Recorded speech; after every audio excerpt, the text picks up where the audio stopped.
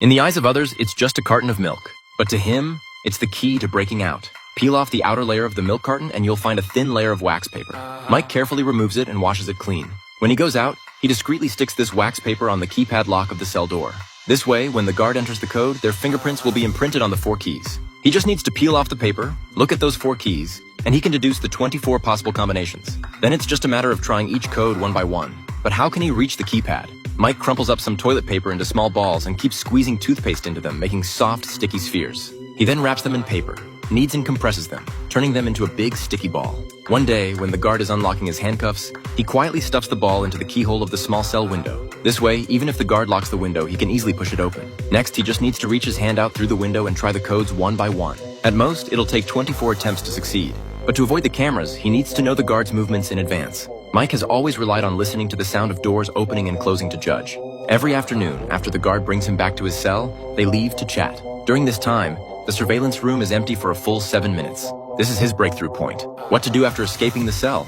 Don't underestimate Mike. He knows full well that a successful prison break requires 3 key elements: familiarity with the prison's routines, knowledge of the internal layout, and outside assistance. He has already mastered the first 2.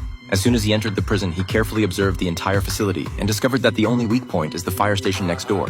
The problem is, only the solitary confinement cell is close to that side. So he deliberately provokes and seriously injures the prison bully, successfully getting himself locked in solitary. Once he cracks the code and opens the door to the dark cell, he crawls through the ventilation duct leading to the fire station. While the guards are distracted, he quietly exits through the vent, arrives at the fire station, and quickly changes into the spare firefighter uniform there. This is where the third element comes into play: outside help. He had already arranged with his partner to detonate a car at this specific time. When there's a fire alarm, the fire truck immediately sets out. Mike hides under the truck and rides with it to the scene. Amidst the chaos, he crawls out from under the vehicle, gets into the getaway car, and successfully escapes. However, Mike is not a criminal. He's a prison escape expert hired by the Federal Bureau of Prisons. His job is to test the security defenses of top prisons across the country. He uses a fake identity to infiltrate prisons and relies on his own abilities to break out. In 7 years, he has challenged 15 high-security prisons, and not one has been able to hold him. Until one day, the CIA approaches him. They mention a mysterious prison that holds villains unwelcome in any country. The CIA wants to test its security, but they can't even confirm where this prison is located. The mission is extremely dangerous, but Mike still readily agrees. To be safe before setting out, his assistant implants a miniature GPS into his arm. But as soon as he steps outside, Mike is captured. The attackers are unusually vicious. They first stun him with a taser, then seem to have anticipated it and directly use tools to dig out the GPS from his arm. Finally, they inject him with a sedative, knocking him unconscious. When Mike opens his eyes again, he finds himself in an unfamiliar prison. And when he sees the sight, he's completely shocked. The cells of the entire prison are actually made of transparent glass. Every move of the prisoners, including going to the bathroom, is in full view. The cells are suspended in the air, so digging a tunnel to escape is completely impossible. The interior is fully enclosed, without a ray of sunlight penetrating in. The number of guards far exceeds the inmates, and they are fully equipped and wear masks to avoid private communication with prisoners. There are hundreds of surveillance devices, as well as circular surveillance cameras that can rotate at any time to monitor anyone they want. As a prison escape expert, Mike can tell at a glance, this place is almost impossible to escape from. He can't help but find the warden and complain, believing that this mission is too extreme. He decides to abandon the task and immediately says the exit code, "I love KFC." However, the warden pretends not to hear and instead locks him up separately. It turns out this warden had long been in cahoots with someone who hates Mike and wants to trap him in this prison forever. But Mike won't easily admit defeat. Even if hope is slim, he still wants to find a way to escape. But to do this, he needs a partner. Just as he's about to speak, a man named John actively approaches him and asks if he needs help. Mike doesn't hesitate to say that he wants to go to solitary confinement because in the past few days he has already seen clearly that there's no way to start from the regular cells. So the two cooperate in a fight, and Mike is sent to solitary as he wished. But unexpectedly, the solitary cell here is too terrifying. A dozen high-power sun lamps are all on, and the high temperature is so hot that it's almost unbearable. Mike endures the extreme pain and carefully observes the structure of the room. When he comes out, he's already exhausted. John asks him if he found anything, and Mike doesn't directly answer. He only says, "If you can get me a piece of metal, I can take you out of here." John immediately decides to go all out. He runs to the warden and lies that he has important information, but takes the opportunity to humiliate him. The warden flies into a rage and orders the guards to punish him with waterboarding. John nearly drowns to death, but in the end, he successfully snatches the drain cover that only the interrogation room has. After completing the task, he hands the cover to Mike. Seeing his determination, Mike confesses that he's an expert at breaking out of prison and tells him the secrets of the prison structure he has observed. It turns out that the buildings of this prison are almost entirely vertically arranged, meaning it's likely built underground. He also discovered the sound of water coming from below the solitary cell and guessed that it's a drainage pipe, which very likely conceals a passageway. Next, the plan is to return to solitary and take action. John is responsible for stirring up trouble, while Mike tightly grips a piece of bread.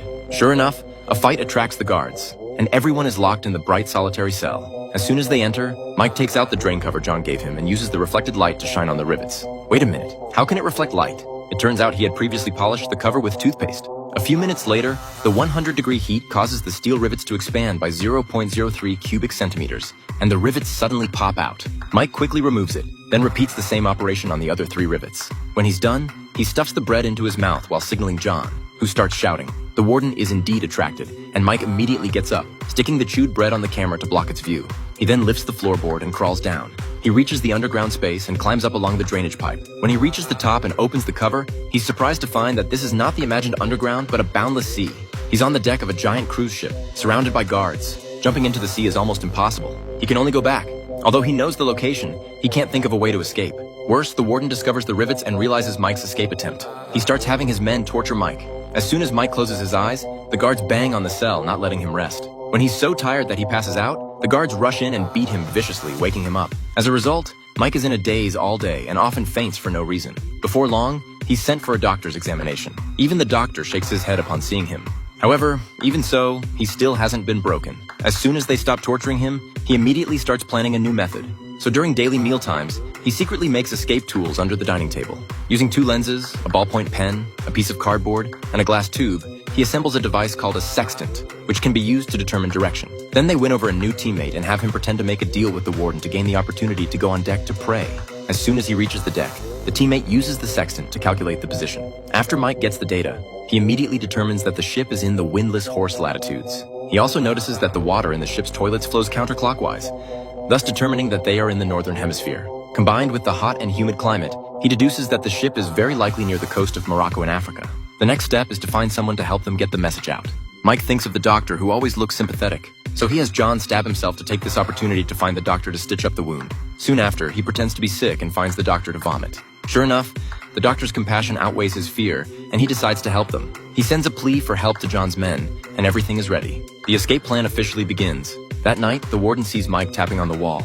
He secretly listens and decodes the content. There will be a riot in C Block the next morning.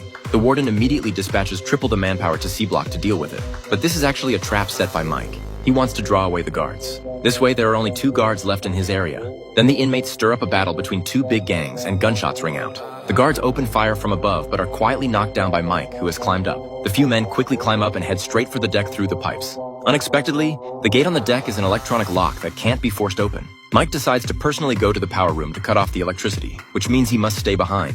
Without hesitation, he goes down to the power room and cuts off the power by operating the computer. Sure enough, John's side successfully opens the door, reaches the deck, and the helicopter arrives on time to pick them up. Just as John approaches the plane, the enemy swarms in. But he refuses to board because his brother has not yet escaped. He dismantles the machine gun, and his eyes instantly turn cold.